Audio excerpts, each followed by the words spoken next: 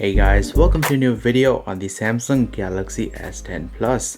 And in this video, I'm going to show you some features of the S10 Plus and I'm going to give you some tips and tricks that you can use on your own Samsung Galaxy S10, S10e and the S10 Plus. Also, if you like my content, make sure to hit that subscribe button and follow me on Instagram and on Facebook.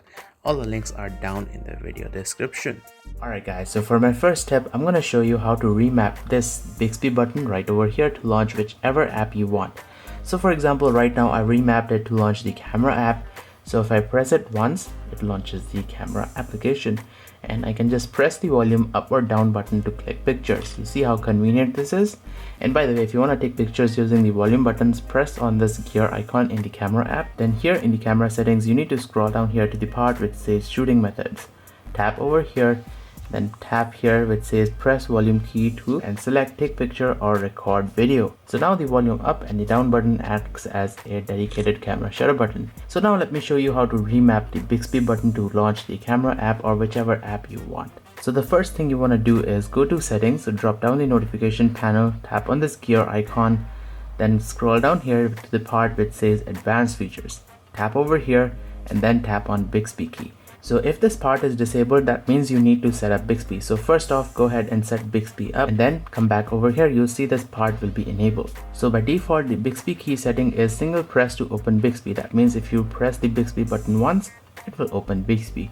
So let's go back. So here what you want to do is select the second option which says double press to open Bixby and then tap over here, use single press and then select the application which you want to launch. Press on this gear icon and then select whichever app you want from this list. For example, if I select Instagram, if I press the Bixby button, you see it launches the Instagram application. So let's go back here. So you guys get the idea. So you can select your favorite app from over here, and yes, you can also select the music player if you want, but I'm okay with the camera because it's quite convenient. The Galaxy S10 series smartphones comes with a new feature called wireless power share. Now what wireless power share does is that it turns your phone into a wireless charging power bank so that you can share some charge with other QI wireless charging enabled devices such as these wearables. This is the Galaxy Watch, and yes, you can also charge other smartphones, like you will be able to charge the older Galaxy S9 or any other device which supports the QI wireless charging standard. So here's a tip for you guys. If you do use the wireless power share feature to charge up your wearables like the Galaxy Watch and the Galaxy Buds, you can have your phone plugged in while it is sharing the charge with your watch. So that way the phone will not share charge from its internal battery, rather it will use the power that's coming in from your adapter to charge up your wearable device. And this is exactly how I charge my Galaxy Watch. Just place it on here and it will charge through the phone. You see, it is charging. And guys, I've had my Galaxy Watch for about 3 to 4 days now, and every day I've been charging this thing up exactly like this. You can see I haven't even opened up the seal on this charging cradle. Yeah, it does work quite well. And so I'm going to remove this and you'll see it stops charging. You guys might be asking, will this power share feature work if you have a case on your phone? So here you can see I've put a case on my Galaxy S10 Plus. Now this case came with the phone itself. It's a plastic case, and I've also put this thick case on my Samsung Galaxy S9 Plus. Alright, so let me turn on wireless power share, put the phone to sleep, and let's see if it works. I can hear the phone vibrate a little bit. And yes, you can see it does work.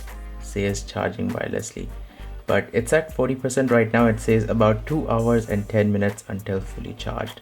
So yeah, it's a little bit slow, and let's flip this thing over and see what's going on here. So is the camera able to focus? So over here we can see the battery of the S10 Plus is in fact charging, and it says device connected, charging the connected device. So yeah, you can have the S10 Plus plugged in while it is charging other devices. The built-in camera application on the Galaxy S10 series smartphones include a new feature called Instagram mode. So let's fire up the camera and scroll here to the part which says Instagram. Now this feature allows you to upload pictures or videos directly to your Instagram stories without actually launching the Instagram app. Now you guys may ask, what's the difference between using this Instagram mode in the camera when you can upload stories and videos directly from the Instagram app from over here? Well, the thing is, you cannot really use the wide angle camera in the Instagram app, and when you zoom in the Instagram app, it just crops the image from the main camera sensor, so it's actually not using the 2x telephoto camera. So here in the Instagram mode, you get three main advantages. First off, you can use the three different cameras on your phone, which you cannot in the Instagram app. And secondly, the main camera app on the phone will process the images much better than what you would get on the Instagram app. And thirdly, you get HDR, which is great. Alright, so let's fire up the camera once again, and if you don't see Instagram mode in this scene mode selector thingy, just select this gear icon and scroll down here to the part which says camera modes. Then tap here on edit modes, and from here you'll need to enable Instagram, and then you will be able to see Instagram in the camera modes here in this bottom bar. So here we are back again, and the way you use this is actually quite simple. If you want to click a picture, just tap the shutter button once and it clicks a picture. Let's go back. If you want to record a video, just press and hold and the camera will record a video, and you can continue on recording for more than 30 seconds. It just adds another video frame over here, and there you go, it starts recording another frame. And when you release it, it will prompt you to upload the video to Instagram, which you can do it by pressing next. You can also apply some filters if you want. So all that good stuff is there. You can write something on the picture. I think this is Instagram, so let's go back, and yes, you can also use this mode for the front facing camera. So there you have it guys, this is the Instagram mode in the camera, and this is right now exclusive to the Galaxy S10 series. I hope it will be available soon on the Galaxy S9 and the Note 9, but right now this is exclusive to the Galaxy S10. Since we are already in the camera app, let me also show you a feature which is new and exclusive to the Galaxy S10 series smartphones. So if you head over to video, you see this little hand icon. This is a new feature called Super Steady. Super Steady is an add-on image stabilization technology over the optical image stabilization. So video stabilization is already available, and on top of that, Samsung has added a new feature called Super Steady, which kind of enhances the video stabilization. Now Super Steady does work quite well, but the video size will be limited to Full HD. So you cannot record in 4K when this Super Steady option is turned on. Now you can always turn off Super Steady to record in 4K, and video stabilization will be available in UHD video recording. But yeah, if you want more image stabilization, if your hand is not steady, you can always turn on Super Steady and record videos. And once again, this is exclusive to the Samsung Galaxy S10 series smartphones. If you want to keep a track on your daily smartphone usage habits, such as how many times you launched an app, how much time you're spending in a particular app, how many times you're unlocking the phone, there's an awesome feature built into the Samsung Galaxy S10 Plus, which is called Digital Wellbeing. So let's open up Digital Wellbeing, drop down the notification bar and tap on the gear icon, scroll down here to the part which says Digital Wellbeing, which is over here. Now you can see I've used my phone for 1 hour 35 minutes today. Most of the time I've spent is on Instagram, YouTube and VLC, and you can see I've unlocked my phone 39 times and I've received 52 notifications. And if I tap over here, it will show me how many apps I've been using. So I've been using YouTube for 24 minutes, 22 minutes on Instagram, 14 minutes on VLC, 13 minutes on camera, and so on and so forth. And this is for Monday. If I want to see how much I've used on Sunday, tap over here and you can see I've used Instagram for 30 minutes on Sunday. And let's go back here to Monday, and you see this is the screen on time. And if I tap over here and select times open, you'll see how many times I've opened a particular app. So I've opened camera freaking 42 times. And once again, this is the notification received. I've received 52 notifications today, 18 from settings, 15 from Instagram, 8 from WhatsApp. And if you tap on a particular app like this, it will take you to notifications. So from over here, you can block certain notifications. Like you can see I've blocked Instagram direct because I do get a lot of direct messages, so it just spams my phone.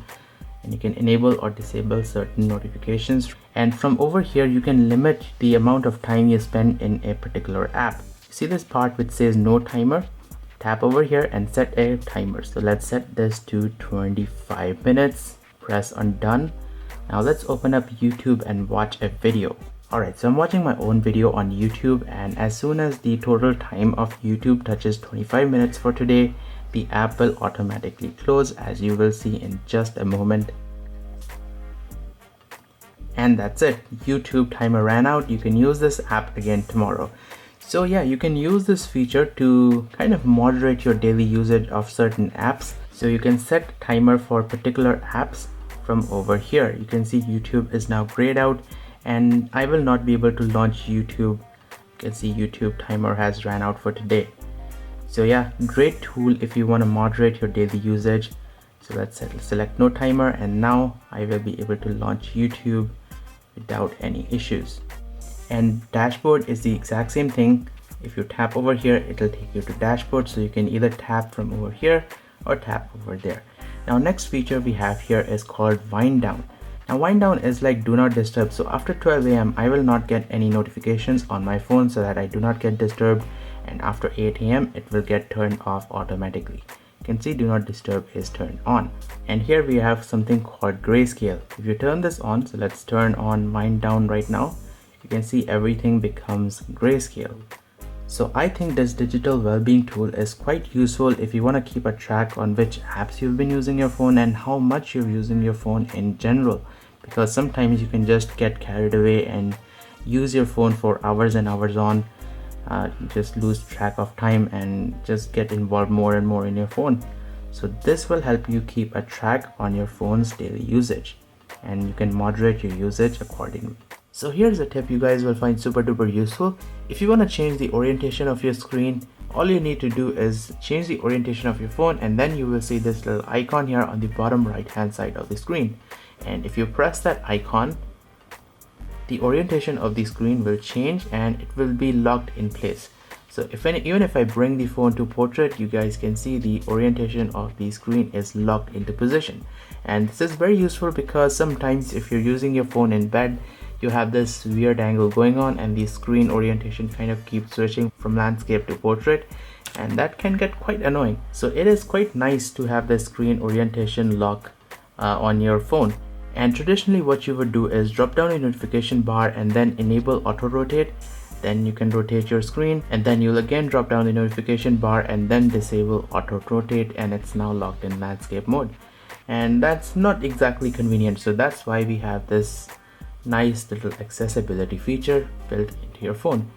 And by the way, if you want to rotate the home screen, just long press on the home screen, tap on home screen settings, scroll down here and enable rotate to landscape mode. And once you turn this on, you will be able to rotate the home screen from portrait to landscape, and that's your app drawer in landscape mode. If you want to go back, just do this and the home screen will return to your regular portrait mode. Awesome, right? And by the way, this works only in supported apps. For example, Instagram does not support landscape orientation, so you guys will not see that rotation icon over here. However, it will work in the settings. So if you're in the settings, if you change the orientation of your phone, press that icon, now everything is in landscape mode. So I think this rotation lock thing is quite useful, and it's certainly more convenient than dropping the notification bar and enabling and disabling the auto rotate option from over here. So for my next step, let's open up the gallery app and let me show you how to select multiple images the easy way. Now I think most people will select multiple images one by one like this, and that's not efficient. So what you want to do here is long press on a single image until it's selected, then swipe your finger like this, and that will let you select multiple images like this. And let's also select these two, then these two. Yeah, you get the idea. And I can also select these images, and then if I want, I can delete them or share on my social media by pressing this button. Now after selecting all this, let's say you've selected something that you don't want. If you want to deselect a lot of images, just swipe your finger in the opposite direction like this, and you can also swipe in like this to deselect pictures. So I think this is one way you can save a little bit of time, because this does allow you to select pictures quite a bit faster than the traditional tapping method. So here's a cool tip that will allow you to hide some pictures from prying eyes. Tap on this album button and then tap on these three dots and select hide or unhide albums. Here you can hide certain albums. For example, I've hidden the WhatsApp images. I've hidden these just because it creates a lot of clutter in the gallery. And you can also hide WhatsApp videos, and I can also hide this wall craft folder, and let's also hide super vivid wallpapers, and you'll see a few of these folders have disappeared and those images no longer show up in the gallery. So you can see there are very few images here. So yeah, and it's not exactly protected by any password, it just hides the images temporarily if you want to quickly show your phone to some people and you don't want them to go through your personal pictures. So you guys might have already noticed that I don't have the navigation icons on the bottom of my screen. That is because I'm using gestures. Now I have covered gestures in my previous video, but I would like to go over this feature once again because you guys might not have seen my previous video. So once you enable gestures, the navigation bar completely disappears, but the functionality is still there. And the way you work with gestures is actually very simple. All you need to do is swipe up from the bottom of your screen. So this is home, this is recents, and once again this is home, and this side is the back key. So let me show you how to enable gestures. So all you need to do is drop down the notification bar, tap on this gear icon, tap on display, scroll down here to the part which says navigation bar, and by default this setting will be set to navigation buttons. So all you need to do is change it to full screen gestures. And once you turn this feature on for the first time, this gesture hints will also be enabled. So you'll see these three white lines at the bottom of the screen, and say for example you're in a messengers, for example WhatsApp Messenger, so you'll see this white bar at the bottom of your screen. We don't want that, so we will disable gesture hints. So now you can see they're gone, and now we have an immersive full screen experience. So there are no black bars or white bars at the bottom of the screen. We have the keyboard right till the bottom over here. And once again, this is back, home, and recents. And by the way, this is SwiftKey keyboard. I'm not using Samsung keyboard because it's not exactly compatible with gestures. So if you happen to use Samsung keyboard, you'll have a blank space at the bottom of the screen. So that's why I've downloaded and installed SwiftKey from the Play Store. If you want it, just search for SwiftKey. So this is the keyboard I use, and the fun part is this keyboard allows you to set your own wallpaper at the back. So that's pretty cool, and then you have this swipe thingy here. So here's something that has happened to almost all of us one time or the other. You give your phone to your friend. For example, say your friend wants to browse the internet, but instead they don't really browse the internet. They quit the web browser and they start browsing your WhatsApp. They start taking a look at your personal messages. They open up the gallery app and they take a look at all your personal pictures. Now there's a way that you can prevent this from happening. So for example, your friend wants to browse the internet. So here what I'm gonna do is pin this screen so that your friend cannot exit this. So let's go to recents, and by the way I'm using gestures, so this is the recents key. So let me just turn off the gestures so that you can get a better look at what I'm trying to do here. So to pin a particular app to the screen, just press on this recents button, then tap on this icon and select pin this app. And now the app will be pinned and your friend won't be able to access the rest of your phone. So all your pictures, all your personal chats will be saved from prying eyes. And no, you cannot also drop down the notification bar, and your friend can easily go ahead and browse the web and do whatever they want, but they will not be able to access the internals of your phone. Now if you want to unpin, just press and hold these two buttons and your phone will ask for your pin or your fingerprint. So let's go ahead and unlock. So here we are. So to enable this feature, you drop down the notification bar and go to settings, scroll down here to biometrics and security, then scroll all the way down here and tap on other security settings. And then again scroll down here to the part which says pin windows and turn this option on. Now press on pin windows once again and make sure you turn on ask pin before unpinning. Otherwise, whenever this thing is pinned, your phone will not ask for pin. So if I unlock this, you can see it gets unlocked immediately and the phone did not even ask for pin. So once this is enabled, the phone will ask for a pin when you unpin this or your fingerprint. And obviously a prerequisite of this is that you need to have your screen unlock method set to pin. So if you go to lock screen, tap on screen lock type, and here you must turn on this pin method. I think most people will have this method enabled, plus they'll also have fingerprints enabled. Whenever you take a screenshot on your Galaxy phone, it kind of sends a notification in the notification bar that you've taken a screenshot. So if I press the power button and the volume down button together, you'll see that we get a notification that a screenshot has been taken. Now this is quite annoying because I know a screenshot has been taken. I don't want to see this notification. So what we want to do here is disable this screenshot notification. So how do you do that? You just long press here and it gives you an option. So long press here and it gives you an option to disable a notification from the screen capture. Turn this off and press save. So now next time whenever you take a screenshot, your phone will not give you that annoying notification in the status bar. So yeah, I think I'll keep this option on. So once again, you can see there is no notification over there. Now if you want to re-enable that screenshot notification, you'll need to go to settings. So drop down the notification bar and tap on the gear icon, then scroll down here to the part which says apps. Open this and then press these three dots and then select show system apps. And what we are looking for over here is called Samsung Capture. So tap on this lens icon and search for Samsung Capture. And if I type capture, it kind of comes up.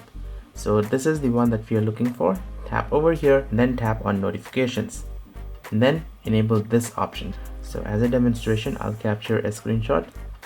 So it is turned off. You can see there was no notification, but once I turn it on, you'll see now when I take a screenshot, it sends a notification on the status bar. So we have re-enabled this feature once again. It is recommended that you restart your phone every once in a while to keep things running nice and smooth. Now you can have the Samsung Galaxy S10 Plus do this for you. So let me show you how you can configure the phone to restart every once in a while. So drop down the notification bar and go to settings. Scroll down to the part which says device here and then tap on these three dots and tap on auto restart. And here turn this option on. So I kind of want to have the phone restart automatically before I wake up on Monday. So I've set this option to Monday 3 AM. So on Monday morning when I wake up, the phone has automatically restarted and everything is nice and fresh. Do you guys know you can set a video as your lock screen wallpaper? Now this feature has been around for quite some time, but if you're new to the Galaxy world, I think you guys will find this quite interesting and awesome. So open up the gallery and select a video that you would like to set as your video lock screen wallpaper. So let me see. Now since I have this particular wallpaper, I'll look for something very similar. So here's a video clip that I shot with this phone itself. Then I'll press these three dots and select set as wallpaper. Now it says that this video clip is a little bit too long. You need a maximum of 15 seconds. So then tap on this edit button. And here you can edit the video clip to 15 seconds. Just press done and the phone will automatically crop the video for you. And once it's done, just select set as wallpaper. And that's it. So now whenever I wake the phone up, you see we have a video as our lock screen wallpaper. I think this looks awesome. And you can just press and hold to see the video and all the other stuff will disappear from the screen and you can just watch and adore the video on the beautiful display. I've seen many people search for third-party apps in the Play Store like Collage Maker or a GIF converter. Well, you don't really need to do that because the built-in gallery includes a Collage Maker and a GIF converter. So first off, I'm going to demonstrate the Collage Maker. So let's go to album and select some pictures. So let's go to pictures, then tap on these three dots and select create collage. And now select up to 6 pictures. So let's select this. Alright, so I've got my 6 pictures selected, then press on this create collage. And that's pretty much it. It's very simple and easy. And you have different styles over here. And then yeah, you can resize this if you want. And you can also swap this picture. So let's swap it out for this one. You can see the picture has been swapped. And you can also edit these pictures if you want. So this is the Pro photo editor. You can change a lot of stuff over here and you can even write on the picture if you want. So let's go back, discard, and so there you have it, guys. And you can change the aspect ratio and change the borders, and yeah, this is quite a powerful collage maker. And then you can press on save, and this phone will save it for you. So here it is. And secondly, there's also a built-in GIF maker on your phone. Again, press on these three dots and select create GIF and select some pictures. And now videos won't work because it says cannot use videos, but you can select a couple of pictures. So let's select some of these. These are the wallpapers that I downloaded. You can select up to 50.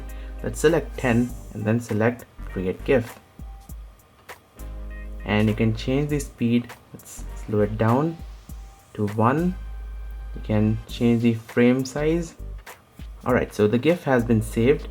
Now here's something interesting. You can set this as your always on display. So let's do that right now. Drop down the notification bar, tap on settings, tap on lock screen, then tap on clock styles and select always on display.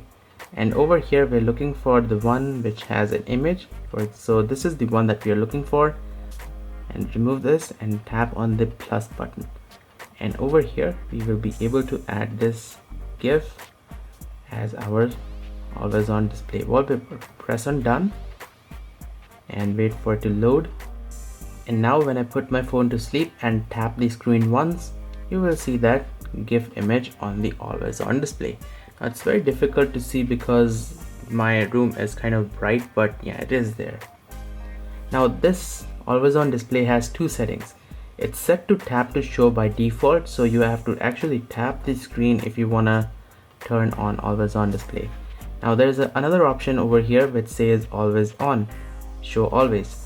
So now the always on display will be always on. So there you go. Now guys, in my customization video for the Galaxy S10 Plus, the link is over here. I've already shown you what is pop-up view / multi-window. Now if you go to your recents, tap on this icon and select open in pop-up view, you can open up multiple apps in this window over here. Now this is called pop-up view. So let's open up two apps. So let's go to WhatsApp and select open in pop-up view. And you can see we now have two apps open side by side. Now there's another feature on here which is called smart pop-up view. So let's close these two apps and go to settings, tap on advanced features, and then select smart pop-up view. Okay, so let me try and demonstrate what smart pop-up view does. So right now it is turned off for WhatsApp, and let me just send myself a text. And this is the way you get text on your regular Android smartphone. You can drop down the notification bar and you see there's a text message, and then you click on it and it opens up the app in full screen. Now once you turn on smart pop-up view, and let me send myself a message once again. So let's go back home. So now whenever you receive a message, you'll get this pop-up thingy which you can just tap and open up the messenger, and then over here you can type and reply whatever you want to do, and then minimize this, and you can see the application goes into this minimize state, and this will always be there no matter what you're doing. So if I'm in Instagram, this is still available. I can just tap on it and maximize the application. And if I close it and send myself a message again, you see that smart pop-up view will pop up right over here, and then I can text myself and do whatever I want. And if you want to close this, just press this cross icon and it will be gone. Now in case you want to dismiss this notification, just press on this and remove. The message will still be there, but that smart pop-up icon has been removed. And whenever you get a text message again, it will come back. So you'll actually need to disable this from over here, advanced features, smart pop-up view, and turn this off, and then it will be disabled. But I kind of like this, and that's why I want to keep this feature turned on. You guys know Samsung includes a built-in speech-to-text converter on their Samsung Galaxy series smartphones. So let's open it up. So open up menu, tap on Samsung and press on voice recorder, and then select speech-to-text. Select your native language. Now English India is not listed, so I'm just going to leave it on United States, and let's go ahead and try it out. The quick brown fox jumps over the old lazy dog. Is it working? It's still guessing. Yeah, it is working. But again, my English is not perfect, so maybe it's not going to work that perfectly with my English. Well, it is working, sort of. Where do you want to go today?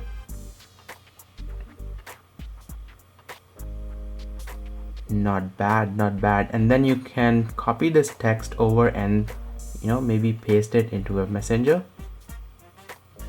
See, it made a mistake. I said not bad. Yeah, I told you guys my English pronunciation is not that great.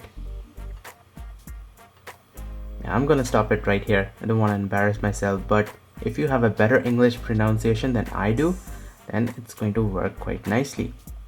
So once you've saved it, you can go ahead and copy the text from over here. Long press, and yeah, you can just copy the text and paste it wherever you want. When you drop down the notification bar, there's an option here which allows you to use the camera flash as a torch. So you see the camera flash LED lights up and you can use the phone as a torch. Now, one thing I've noticed is that it's not bright, it's kind of dim. The way you change its brightness is by tapping on the letters which says torch, and this will allow you to increase the brightness of the LED. And this is at maximum brightness, and yes, it's quite bright. So yeah, this is how you change the brightness of the camera flash while using it as a torch. If you guys have a lot of applications installed on your phone, and if you don't use some of them, you can go ahead and hide them from the app launcher. So long press on the home screen, tap on home screen settings, then scroll down here and tap on hide apps. Now from over here you can hide certain apps like I'm going to do right now. Okay, so I've selected some of these apps which I want to hide from the app drawer, and then I'll click on apply. And now you'll see these apps will no longer be visible in the app drawer. And this can be used to clean up some clutter on your app drawer. Again, if you have a lot of apps and if you don't use all of them but you still want them to be on your phone, you can use this hide apps feature in the app drawer to hide some of them from the app drawer. Alright guys, that's it for today's video. If you like my content, please press the like button. It does help out a lot. So guys, thank you for watching. Do stay tuned for more videos on the Galaxy S10 Plus, and I will see you guys next time.